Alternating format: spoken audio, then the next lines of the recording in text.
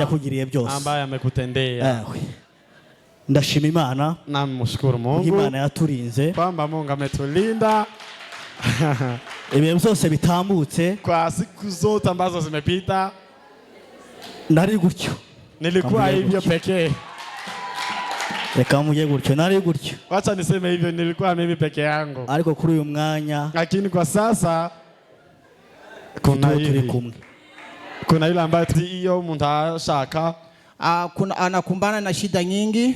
Hura n'ibigeragezo byinshi. Kuna wakati unapoza msichana. Harigiwa ushaka umukobwa. Lakini kwa bahati mbaya wengine wanambeba. Ariko hagati akabarigiye bomutwara abandi. Lakini yeye bose. Ariko bose Mungu amemfanikisha. Imana irabimukoreye. Niwaambie siri. Mbabwire eba.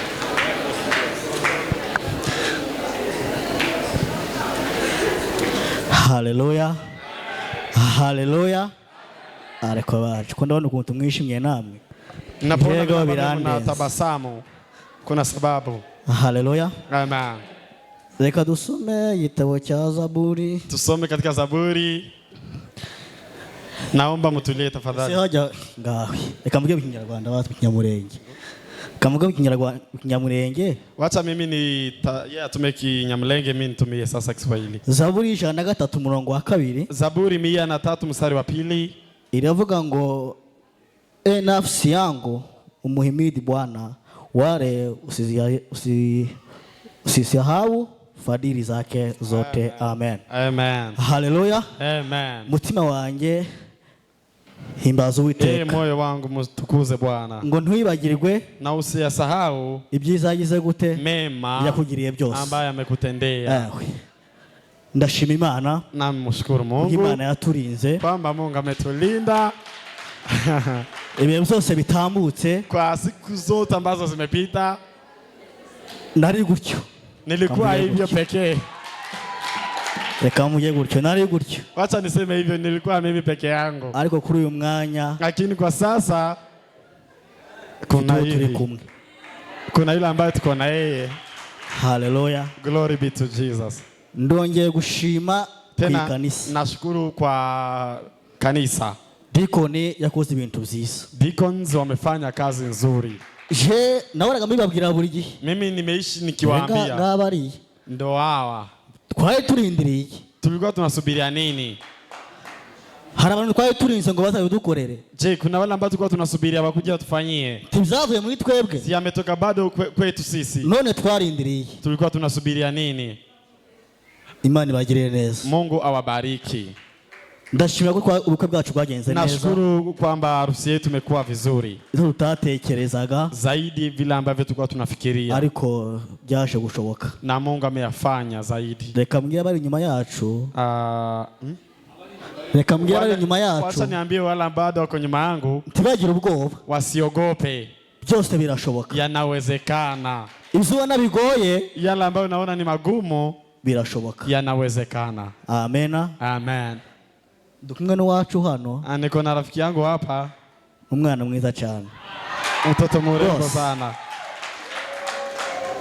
No umuntu uganira, no umuntu usabana n'abantu bose. Anazungumuza, anajua ako social yani. Oya umugabo ntanga dore nguri ya Frank nguri. Frank ni witness.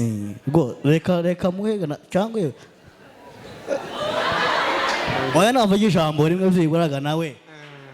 Mwumve nuko yavuga. Bwana asifiwe. Asifiwe Yesu. Nje ntago mvuga menshi. Sitayazungumzia mengi, wameyasema. Ndabashimiye kubwo ukuntu mwatwitayeho mwese. Nashukuru vile ambavyo mmetutreat. Ku masengesho. Kupitia maombi. No kubwitabira. Pia na kuhudhuria. Ndabashimiye. Nashukuru, asante sana. Tumwumvise. Si umeongea? Aho. Okay. Twebwe sasa sisi nateganyije ituro ko ndizana ariko sinarizanye. Nilikuwa nawaza kwamba ndakuja na sadaka lakini sijaleta. Ariko ininga izaba riri hano. Lakini Jumapili nitaleta sadaka. Murakoze. Asante sana. Mama Bishop, nzuri tukafurahia sana. Shimye Imana ku bantu bavuye hirya no hino hose. Tena nashukuru kwa wale ambao wametoka mahali tofauti. Twese twasubiye amahoro dushika amahoro. Na kila mtu amerudia makwake akawasili akiwa salama. Bucha tuza tungeze Kampala. Tulipokuwa tukirudi tulipofika Kampala. Tumaze gukatisha Trinity. Tukiwa tumeshachukua tiketi ya Trinity tukija. Batubwira ngo ivuye Kigali koze impanuka. Akatuambia kuna ile sasa imetoka Kigali imeshapatwa na ajali. Kandi harimo n'abantu bapfuye. Na kuna wale ambao wamekufa already. Kandi ariyo twakatishije. Na bado hiyo gari ndio tulikuwa tumekata tiketi yake. Zari biteye ubwoba bwinshi. Sasa ilikuwa inaogopesha. Ariko dushimye Imana yaturongoye dushika amahoro Imana. Lakini tunashukuru Mungu kwa ametuongoza tukafika salama. Ndabashimiye itorero mwese. Nashukuru kanisa. Guhera kuba mama. Akina mama. Guhera kubaririmbyi. Waimbaji. Guhera kubakozi bacu. Viongozi. Mwabanye natwe muri ubu bukwe. Mumetembea nasi katika safari hii ya harusi. Mwarabusengeye. Mmetuombea. Kandi murabukorera. Pia mukatenda. Imana yo mwijuru bahereze umugisha. Mungu awabariki. N'abavyeyi twari turi kumwe b'umwana.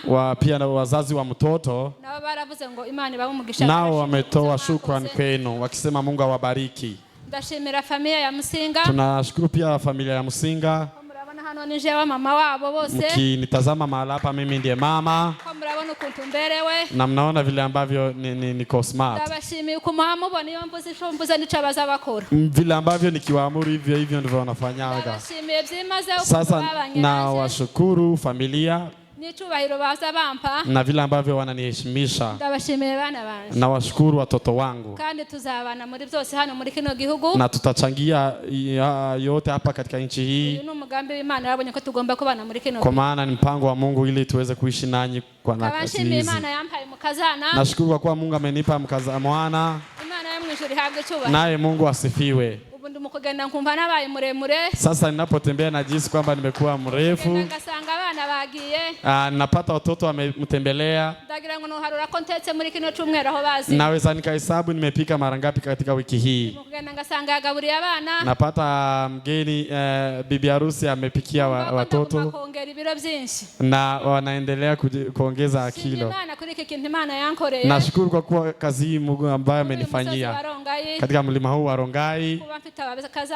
Nikiwa na wakazawana na watoto wajukuu. No mu muryango wacu wabitira. Pia na katika familia yangu ya Bitira. Ndaruhutse yarubatse. Ndaruhutse pia na yeye ameoa. Ni musengeneza wanje. Na mimi ni aunti yake. Nani ntarabishima. Na yeye sikuwa nimetoa shukrani. Ariko nshimye Imana yatwubakiye abana. Nashukuru kwa kuwa Mungu ametujengea. N'abandi bari imbere izabubaka. Na tunajua kwamba na wala bado wako mbele watakuja kuoa. Nikamatisha. Imana muri iki cyumweru hari abana bacu bari mu gatandatu babonye amadiploma. Nashukuru kwa kuwa kuna wale watoto wetu ambao walikuwa senior 6 na wamepata diploma. Yametufurahisha sana. Dufite umwana wura mukeba wanje wapuye. Tulikuwa na mtoto wa sister yangu in law ambaye naye amepata diploma. Imana yo mwijuru hadi. Na Mungu asifiwe sana. Amen. Amen. Amen. Mzee naye ongee Mzee na yeye ongee neno moja. Bwana asifiwe. Amen. Hata na mimi nimefurahi ndetse naje nishimye kuona tumefika kwa siku ya leo. Kubona tugeze kuri uyu munsi. Tunashukuru Mungu. Turabishimira Imana. Tena nashukuru Mungu. Ndetse kandi ndashima Imana kwani boss amepata boma. Kuba boss yubatse. Sasa alikuwa boss. Yari boss. Ilikuwa ni jina tu. Byari izina gusa. Lakini kwa leo ariko kuri none anakuwa boss. Yabaye noneho boss. Sijui kama mnaelewa hivyo. Sizi nimba mubisobanukiwe.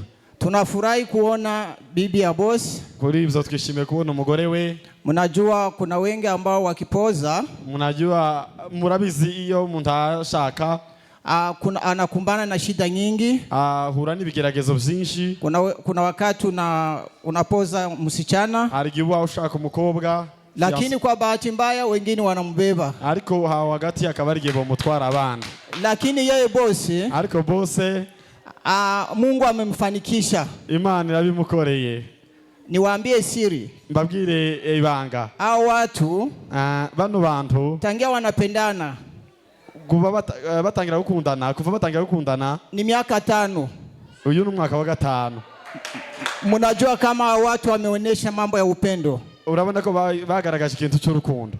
Mungu ambaye amewasaidia Imana yabafashije na mkafikia hata kwa siku ya kujenga boma, mugashika ku munsi wo gushakana. tunasema Mungu ashukuriwe. Imana mu ijuru ishimwe. Na tutulie tafadhali. Na nashukuru mara tena. Ndetse ndashima kandi sasa huyu mama ametoka kusema, nkuko mzee yavuye kuvuga, amesema kama ni yeye mama wa wote, avuze ko ari we mzee waba bose, lakini mama aweze kuwa pasipo mzee, na kandi ubaho umumama atabayeho umutware, na mimi ni kama mzee wao wote. Sasa nije papa wabo bose. Yeyote atakayekuwa na shida, uzagira ikibazo cyose, ataenda kwa bosi, azaja kureba bosi. Hata na mimi nilikuwa nakosa mahali ya kwenda, habe nanje sinabiftanto kuzanja, lakini kwa leo ariko kuri none nilikuwa napiga tu simu, niguhamagara gusa telefone, naambia wa nyumbani, kababwira mu rugo, naenda kwa bosi, kababwira ko ngiye gusura kwa bosi. Nikifika kwa bosi, iyo nshitse kwa bosi, ukijua mtu akienda kwa bosi atarudi mikono tupu. Murabizi ko umuntu agiye kwa bosi ntazasubirayo gutyo. Kwa hiyo nashukuru Mungu kuwaona. Bityo naje ndashima kuba mbabonye. Na mara tena kandi ndashima mimi nikiwa hapa kuba mpagaza aha. Sasa baba yake na bosi amekuwa huko Kongo. Muziko muvyeyi wari muri Kongo, hakufaulu kupata wakati wa kuja kwa harusi ya bosi. Yabonye uburyo bwo kuza mu bukwe bwe. Hata na mimi sikupata wakati wa kwenda. Ndetse naje sinabonye uburyo. Lakini walioenda tunawashukuru. Ariko turashimira bagiye. Na tunashukuru Mungu ambaye alitenda hayo yote kwa usalama. Turashimira Imana bikoze mu mutuzo. Kwa hiyo kwa kufupisha, mu magambo make, tunasema tukishukuru sana. Turashima cyane. Katika mambo yote, mu bintu byose, kwa shauri, mu nama na vinginevyo, ndetse n'ibindi, tutaendelea kusaidiana. Tuzakomeza tubane. Na Bwana tubariki. N'Imana ibaho umugisha. Haleluya. Amen. Acha nisome neno moja hapa. Reka nsome ijambo rimwe. Zaburi 37 37 kuri 4 no kuri 5. Mstari wa 4 na mstari wa 5. Kandi wishimire Uwiteka nawe azaguha ibyo umutima wawe usaba. Ikoreze Uwiteka urugendo rwawe rwose, aba ari we wiringira nawe azabisoza. Amen. Amen. Tumupe Bwana utukufu. Duhe Imana mu ijuru cyubahiro. Haleluya. Haleluya. Ari gutinda ariko kera abavyeyi ba ningekawia, lakini wazazi kandi umwanya wa mu gitondo ni kama wamejaribu kula muda na mjua, ariko tuzakomeza dushime na tutaendelea tukimshukuru. Dushimye Imana yabanye natwe batura abana kugeza kuri uyu munsi, kwa kuwa Mungu ametembea nasi. Imana ihabwe icubahiro Kwa tangu tukiwa watoto wadogo hadi wa sasa. Nashukuru familia yangu, familia ya Musinga, abani bakuru banje ba Mushenge, abani kazi zangu, shangazi, wazazi bakoze bikomeye. Wamefanya mambo makubwa na washukuru. Mkunyarutsa reka nshimira itorero ryanje. Tena nikiharakisha wacha nishukuru kanisa. Nashite muri ririze ndi minere. Nilifika hapa katika kanisa hili nikiwa bado nashite miaka 19. Nimefika nikiwa na ariko hano nyine turatuma kuimanura. Murabizi. Kugeza kuri uyu munsi kwa sasa turacari kumwe nabo. Mnajua bado tuko na wao. Imana yo mu ijuru ibaheze umugisha. Na Mungu awabariki sana. Shimiye ubuyobozi, pastorale, uongozi, babanye natwe muri byose, baraza wametushauri, Imana yo mu ijuru ibahe umugisha. Mungu awabariki sana. Kanshimire umubyeyi mama. Wacha nimshukuru mzazi, mama mzazi. Yashingiye bakuru banje bose batatu. Ameweza kusaidia brothers wangu ama kaka zangu ameweza kuoa. Na bashiki banje na dada zangu. Tumaze kuba abana 6 kurukiye mu wiwe. Tuko watu sahi wa 6 ambao wameoa kutoka kwa familia yake. Katika boma lake. Hakuntu bazavuga ngo baonkre na intwari. Kuna vile ambavyo anasemanga kwamba maankozi huwa ni mashujaa, ariko ntibaba intwari badafite ba mama. Lakini hawawezi bila kuwepo akina mama. Kwa hivyo nashukuru mama yakoze bikomeye, Imana amefanya mambo ya maajabu. Shime Uncle Daniel. Nashukuru Uncle Daniel. Niwe watunyenza muri ririza. Yeye ndiye amefanya nikuje katika kanisa hili. Naraje nshitse hano musanga ari muri ririza. Nilipofika hapa nimemkuta katika kanisa hili. Tulikuwa bado wachache. Arangije aragenda. Yeye akaenda. Sigaranje nyine nasigaye meze nyine. Nikabaki mimi peke yangu. Kindama yataka yariko ndi kumwe na ririze. Lakini nikawasalia. Imana kuko mwantoye katika kanisa, na nashukuru kwa kwamba mmeambatana nami. Imana dukoreye ubukwe. Nashukuru Mungu kwa kuwa ametufanyia harusi. Wakati nimeandaa save the date, mugihe nandi ndategura save the date, narasenze niliomba ndavuga ngo Imana izampa ubuhamya kuko nabandi iyo dusuye abageni bazatubwira ngo Imana yabakoreye. Nikaanza kuomba Mungu anipe ushuhuda kwa maana nilipotembelea wengine huwa wanasemanga ni ushuhuda. Ndasenga isengesho rigufi nasenze cyane. Sikuomba sana. Ngira Imana ngo izampa ubuhamya. Nikasema kwamba Mungu anipe ushuhuda. Fungura groupe ya wedding. Fungua groupe ya wedding. Murakora na mukanisaidia guhera ku banyeshuri. Urabona Joyce kutoka hata watoto wadogo Joyce amenitumia pesa, yantumia mafaranga. Dushimye Imana guhera ku banyeshuri baririze barantwerereye wanafunzi wa shule bado wametoa mchango. Mungu awabariki. Kuri ubwo natwe reka tube duhiniye aho ngaho. Acha tukomee hapo. Turakomeza dushime no kumugoroba n'indi. Tutaendelea kushukuru jioni na siku zingine. Mwarakoze. Mmefanya vyema. Imana yo mu ijuru dakiranirwa. Mungu wa mbinguni izakomeza ibaheze umugisha. Abavyeyi mageze mu rugo. Awabariki. Kina mama wamenitembelea nyumbani. Support yanyu twarayibonye. Tumeona your support. Bahaye mama impano bataramona hano. Wamepea mamangu zawadi na bado hawajamuona hapa. Imana yo mu ijuru bamugisha. Mungu awabariki sana. Agape mwarakoze. Agape Worshipers mmefanya vyema. Urubyiruko. Youth. Itorero ryose yari kanisa kwa ujumla. Rero natwe turari nk'abana bana. Na sisi tuko mahala hapa kama watoto wenu. Mnapotuhitaji tuzagikora nk'abana bana. Tutafanya kama watoto wenu. Rero tudatinze ku mpamvu z'umwanya. Bila kuponda muda. Narize ngo waraduheze igisirimba. Nilikuwa nadhani kwamba utapewa gisirimba. Ariko ni chawe na Jori. Baraza kuduheza twese na Jori. Shimye Imana ko na Jori Imana yamwubakiye. Nashukuru kwa kwamba Jori na yeye owa. Kuna siku nimeamuka harumusi navyutse tuja gushaka inzu. Nilipokuwa nikitafuta nyumba. Twarabuze inzu hano muri Rongai kandi kama nilikuwa nimekosa nyumba hapa. None mzutse mpura na Jori nawe sasa nivugisha nawe mbona nako arivugisha. Nikiwa katika safari tukakutana na Jori akiwa anajiongelesha. Dushimye Imana ko yatwubakiye na Jori. Nashukuru kwa mimi na Jori sana. Imana mu ijuru yabwe icyubahiro. Amen. Twifuriza nabandi. Tukiomba na wengine. Bayigimaye. Bakina Hegimaye. Grand frère Nkiriho. Akina Nkiriho. Nawe ndamushimiye. Niwe wafashije gushaka inzu. Amenisaidia kutafuta nyumba. Niwe mukomisioneri wa hano muri Kenya. Muzamumureba batarashaka. Mutafuta atawatafutia nyumba nzuri. Imana yo mu ijuru ibaheze umugisha. Amen. Amen.